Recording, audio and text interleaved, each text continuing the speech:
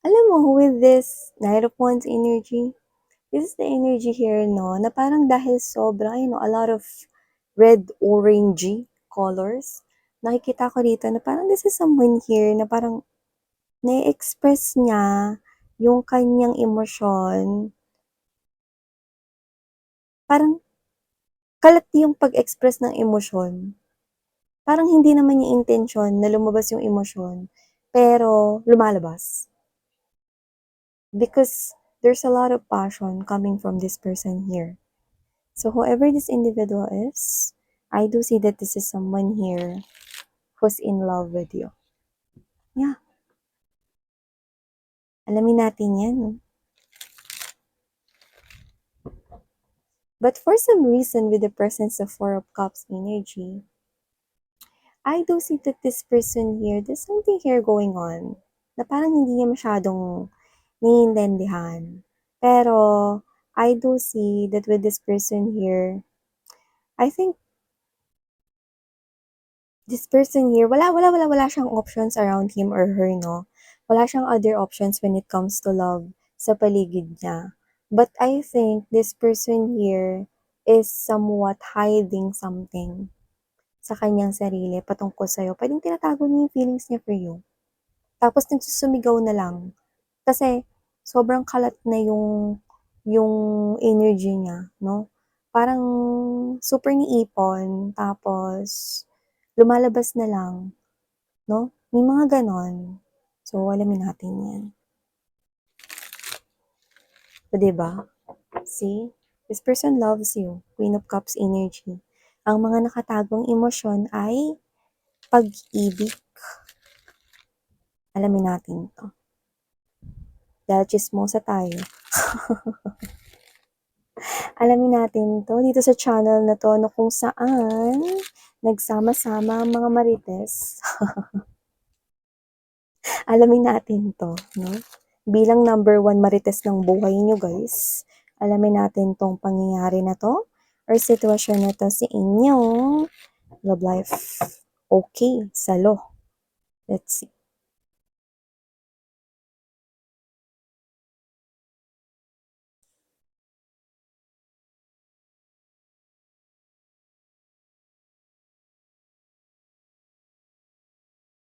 Oh. Okay, so ilatag naman na natin lahat ng mga energies na bago natin tuluyan na pag-usapan, no, kung ano man ito. Pero, ang cute, nakikita ko rito, no? Yan. Siguro nung past life nito, maala ninja to no? Maala ninja to no? Kakaloka to. So, ilatag naman na natin lahat.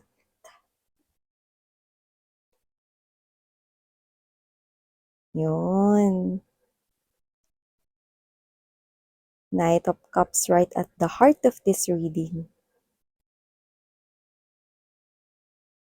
Okay. Yeah, of course. Of course.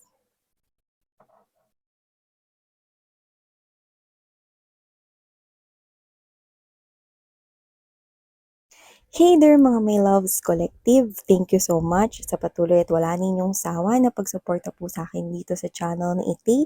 At sa mga new subscribers, hi! Kamusta? Ako po si Yan. Welcome. At sa mga returning subscribers, thank you so much for the warm love at support ang binibigay nyo here. So, meron pa po tayong ibang mga channels. Kung interested kayo, no, pwede rin kayong tumambay dyan. Ang mga links ay nasa description box. Okay? So, we do not have any gender ba, lalaki, LGBT, lahat kayo welcome. Pwede nyo rin pagpalit-palitin yung roles if you want.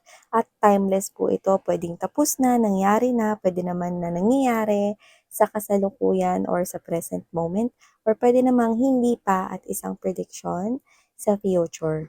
So, nakikita ko rito, yan pwedeng ito yung naging galawan ng person mo before. Kaya naman, I also encourage you to watch this out. This is some kind of a cute gesture na puwedeng ito yung naging galawan ng person mo bago naging kayo kung tapos naman na ito. Sa iba naman 'no, puwedeng ngayon ito nangyayari 'no, at wala kayong kamalay-malay. At yung iba naman 'no, ay puwedeng mangyayari pa lamang 'no, or matutuklasan niyo pa lamang. Kaya naman, okay, pag-usapan na natin 'to with the Seven of Coins energy, full card, Page of Swords right in there, Two of Coins, and there's this Seven of Swords energy. Someone here, ayan o, kahit siya mismo naguguluhan siya rito, bakit niya ba ito ginagawa? Kung sino man 'tong energy na 'to 'no, unang-una sa lahat 'no, 'yan 'no, kung nanonood ka man, kung sino man 'tong naguguluhan, han, 'yan 'no, 'wag kang mag-alala kasi nandirito rin naman ang sagot. So, nakita ko rito na kung sino man 'tong ka-deal ninyo 'no, kahit siya mismo naguguluhan siya rito, bakit niya ba ginagawa, ano ba 'yan, Miss 'yan? Well, this person here is doing a lot of weird, silly things. Alam mo yung silly things, 'di ba? Na kahit siya mismo parang, teka, oo nga 'no, bakit bakit ko 'to ginagawa? Anong ginagawa ko? Like this person here, subconsciously unaware siya, bakit niya 'to ginagawa, 'no? So, nakakagawa siya nito ng mga weird, silly things pagdating sa'yo, 'no? So, this person here is actually trying to observe the situation here with you guys. So, puwedeng katrabaho mo 'to, madalas mong nakikita or nakakasama. So, puwedeng sa workplace ninyo iisa lang or puwedeng sa isang neighborhood lang kayo nakatira. So, nakikita ko dito na may posibilidad na madalas kanyang nakikita or nakakasama or parang, um, ang energy is puwedeng madalas or palagi, 'yan 'no. So, gaano ba kadalas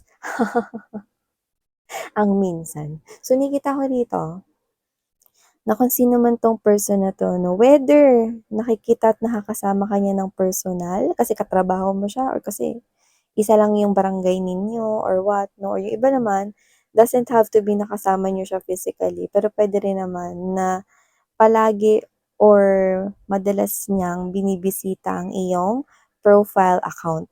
Any social media platforms, lalo na kung ikaw ay active sa social media. Just take how this resonates, no? So, this person here, kung nakakasama mo siya palagi, no? This person here is, alam mo yung gumagawa siya, kaya sabi ko sa inyo kanina, siguro nung past life niya, baka ninja siya. 'Di ba ang bilis kumilos ng ninja 'no? Parang may kakayanan sila na parang akala mo nag-teleport sila 'no, kasi galing sila dun ta's biglang nandito na sila 'no? So, ibig ko sabihin dun, this person here feels like 'no, na para siyang ninja rito 'no, kasi this person here, okey, parang 'pag everytime na nakikita ka niya, parang sinusundan ka niya. Hindi sa stalker type of energy, pero alam mo yung kunwari parang nakikita ka niya, parang feeling niya 'pag medyo malayo siya sa'yo, hindi siya kontento, gusto niya yung medyo malapit 'no.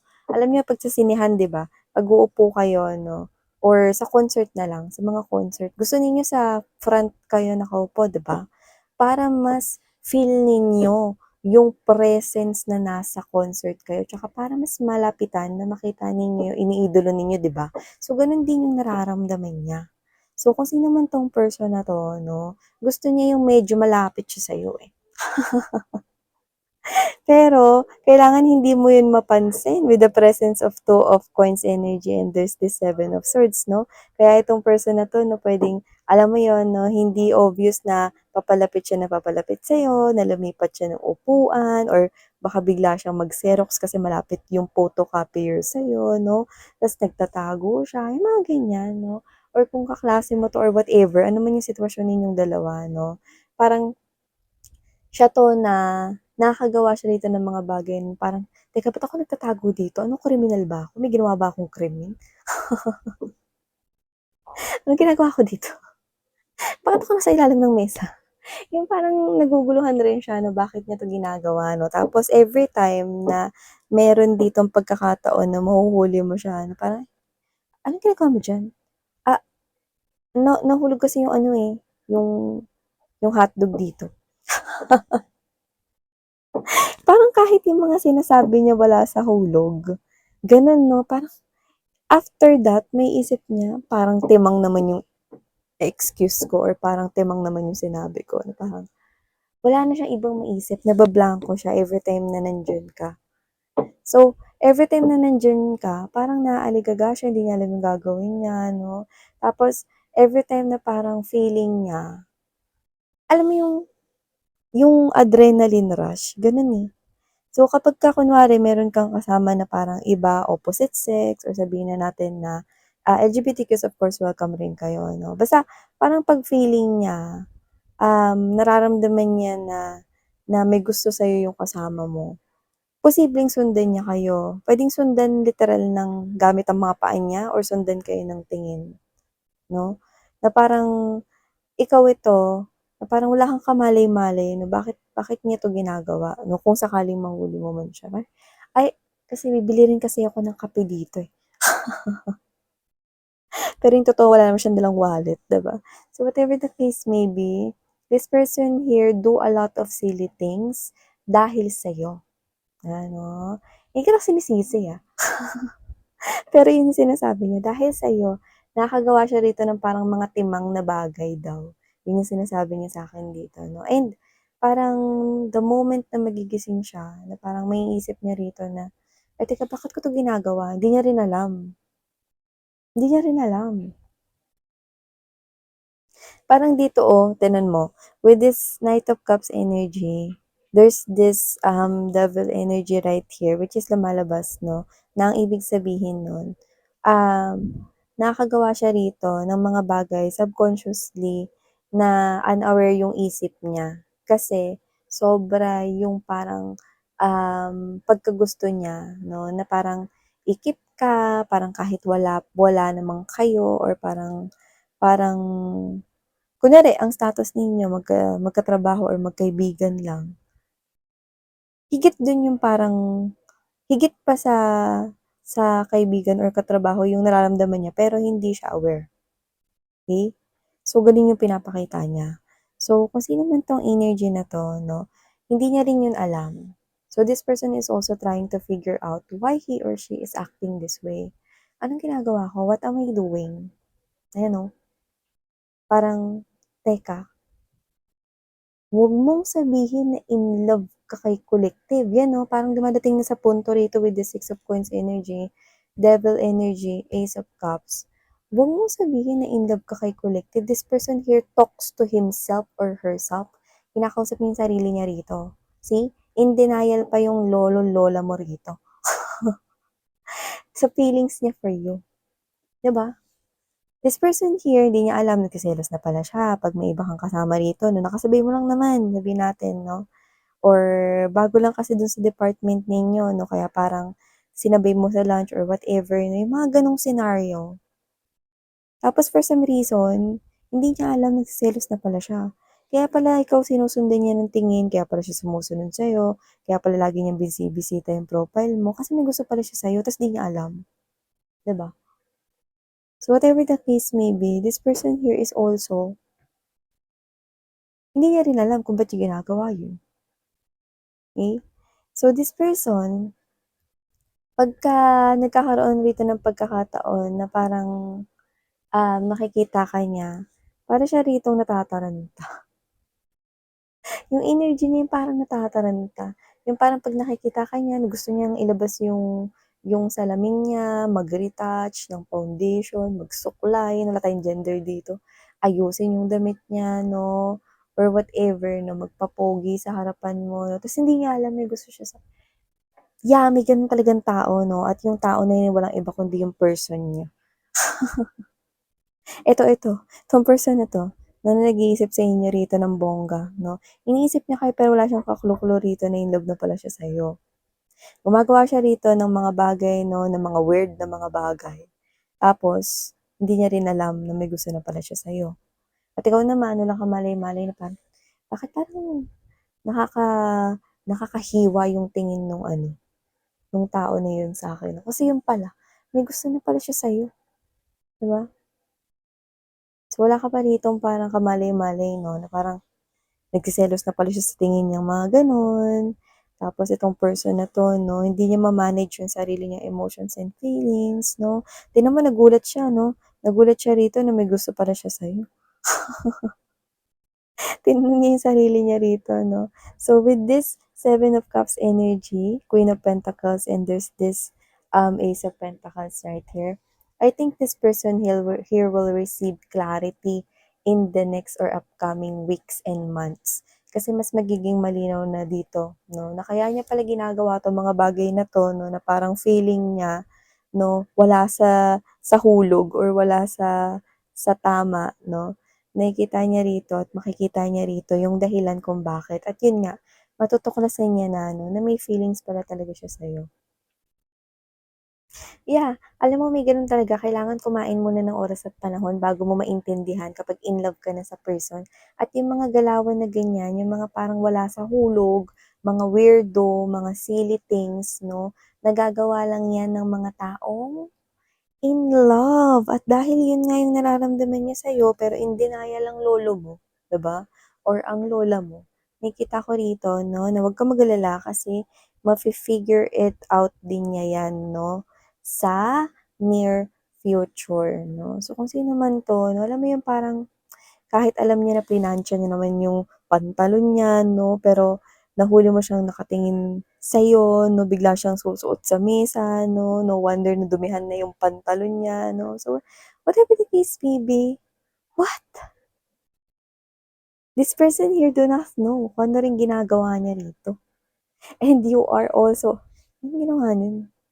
May nahulog ba siya sa ilalim ng mesa kaya siya sumuot nun? Mga gano'n 'no. Na parang nakakagawa siya dito ng mga bagay na parang nakaka-ano rin siya, yung parang nagiging careless siya. Kunwari ganito, sabihin natin sa pantry nagkita kayo, pumasok ka habang kumakain siya ng kalmado dun kasama yung ibang mga katrabaho ninyo, pero pagpasok mo, bigla niyang natabig yung baso, yung platito o kung ano man, nabasag. Kasi nga hindi niya alam yung gagawin niya kapag nandiyan ka. Nahihiya siya at may halong kinikilig siya na nahihiya. 'Di ba? Alam mo hindi mo puwedeng pagsabayin yung kinikilig ka ta's nahihiya ka, kasi magiging obvious yun.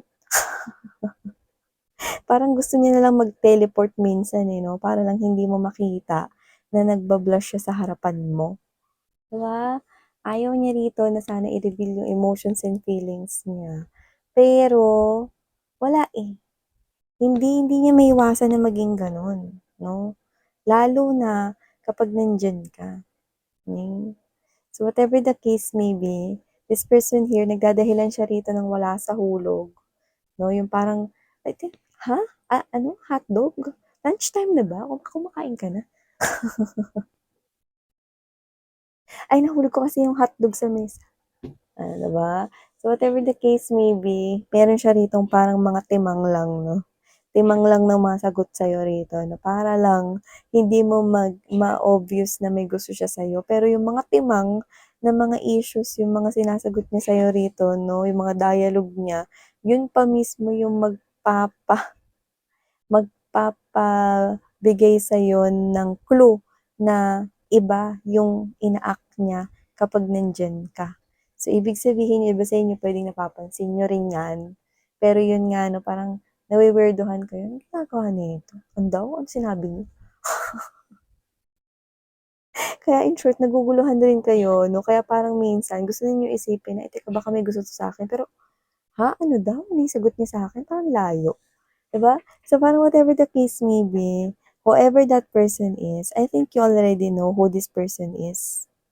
Kasi whenever you are around, yung pagiging kalmado niya rito 'no, parang biglang nawawala. 'No, yung parang pagiging disiplinado niya rito biglang nawawala. So, whatever the case may be, you are really something into this person here na parang ikaw, pumasok ka lang, kakapasok mo lang, kukuha ka lang ng tubig dun sa water dispenser 'no, and this person here acts so weird na parang, "Ay sige babalik na pala ako dun sa mesa ko kasi meron pa pala akong kailangang tapusin." Mga gano'n 'no? Parang, ha? 12:01 ka lang, kakasimula pa lang ng lunch niyo be, ta's babalik ka na just because kukuha lang ng tubig si collective, 'di ba? So, whoever this individual is, this person here acts like a fool whenever you are around him or her. So you make this person here act so weird whenever andyan ka. So yan, no? So whatever the case may be, I think 'pag magre-report, nagbabakal 'to, kinakabahan lalo na pagkasali ka sa mga magme-meeting, okey. So I do see that this person here is really, someone here who acts, silly things kapag nandiyan ka. Why? Kasi meron siyang gusto, meron siyang feelings sa'yo. Ngayon, alam mo na. Ha? Ano daw? Anong sabi? No, parang hindi niya naiintindihan 'no, or may nakakapansin na rin sa person na 'to na parang, "Uy, anong ginagawa mo?" Ano, well, ano nga ba talagang ginagawa ko? Hindi niya rin maintindihan 'no, pero don't worry because this person will soon understand what it is that he or she is really doing at yun ay ginagawa lamang ng mga taong in love. Kasi in love siya sa'yo. So yan, nakuha ko here for you guys. Thank you so much for your time here in Sarang Heyo Love in Light. Annyeong!